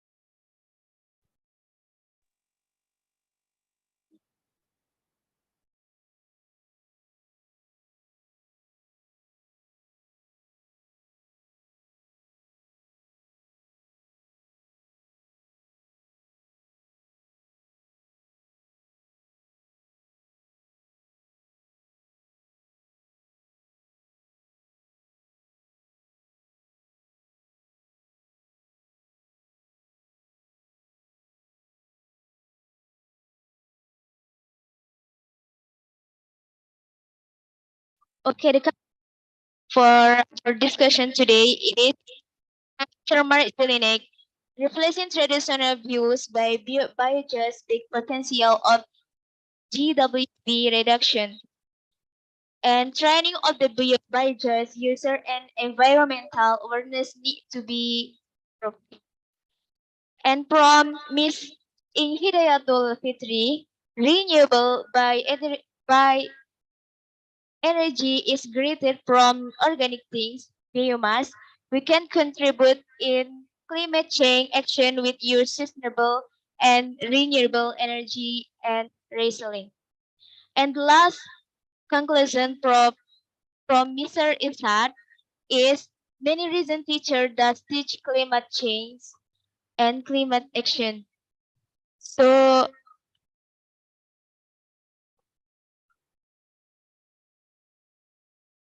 untuk sesi terakhir ada sertifikat yang perlu kami tampilkan kepada host, silahkan ditampilkan.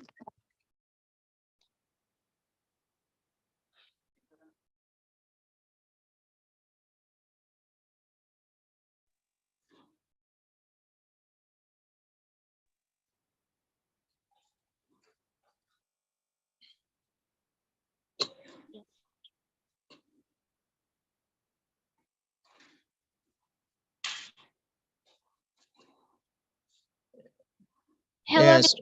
Nick. Hello. Can you hear me?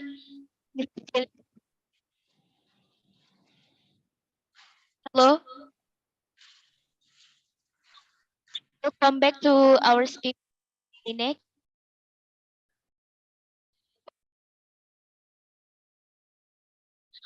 Oke, bagi sebuah partisipan webinar internasional, silahkan dibuka. Kita ada sesi foto bersama.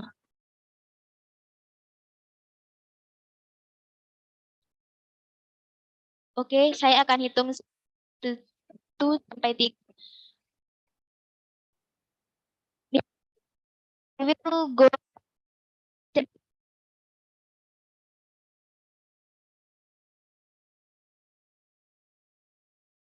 Cek.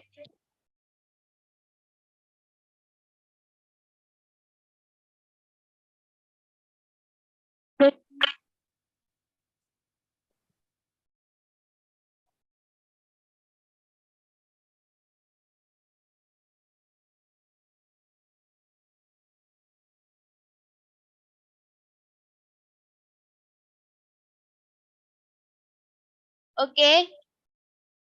Bagi semua partisipan webinar. Yes. Hello. Yes. Can you hear me? I can hear you. Yes. Mr. Jack, we will going to take the picture together. Oh, all right. All right. Thank you so much. Thank you. Oke. Saya akan tunggu.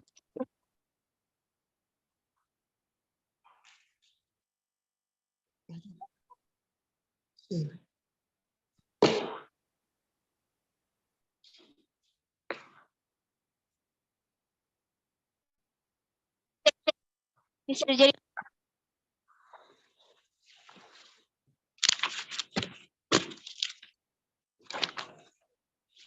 Oke. 1, 2, 3. Oke.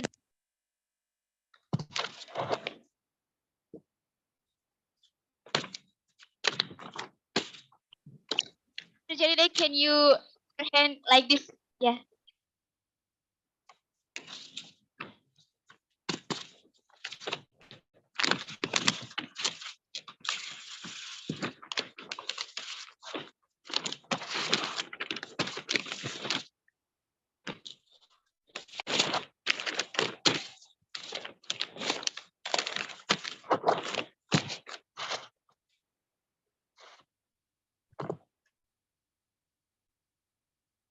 Udah.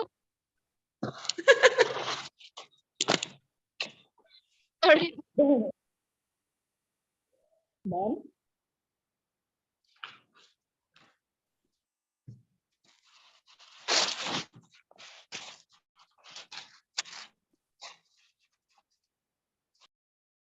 Udah.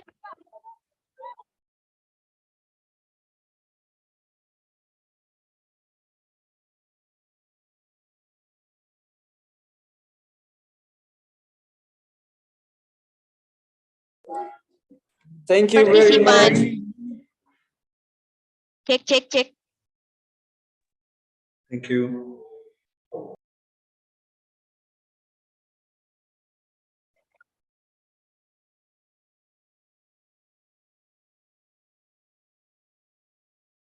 Iya, ya.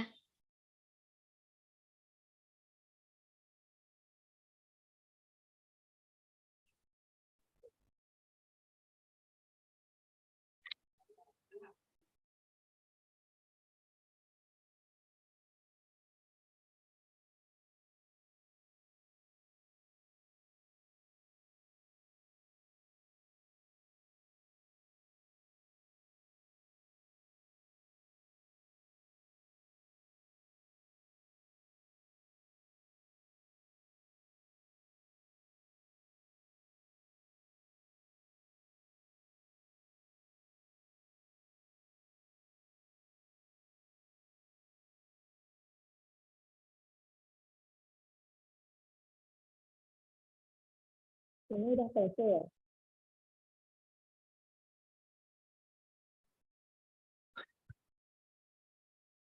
So can we go or just stay?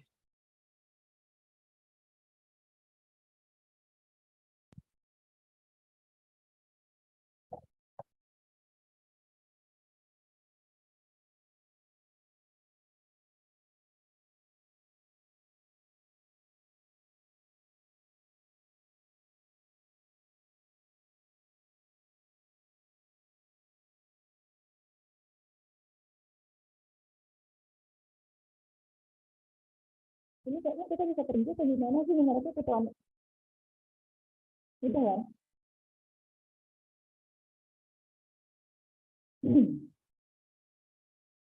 Berdiri.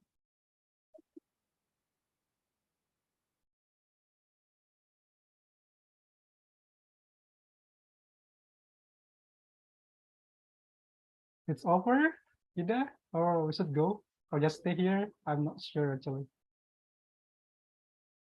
Should go? Let's go. I think it's done. Let's go and picture. We can Halo go. Maret. I think we can go. We should go, yeah? Okay, okay. All right. So let's go, Ida. Okay.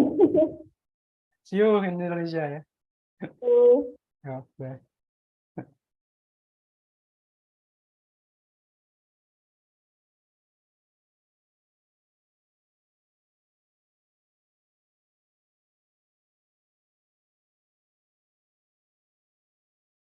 hello Maret. I think we can go. It's okay.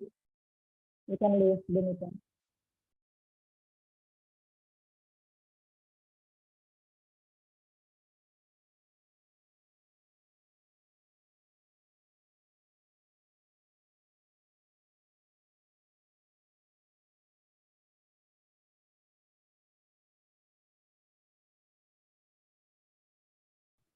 Hello Maret. I think we can go.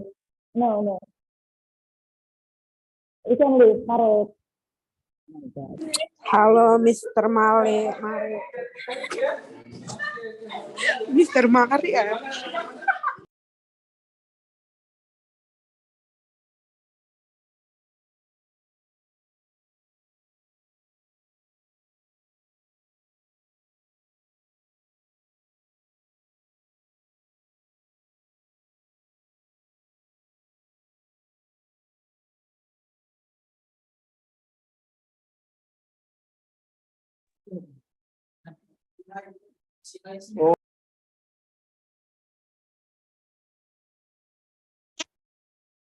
Unmute.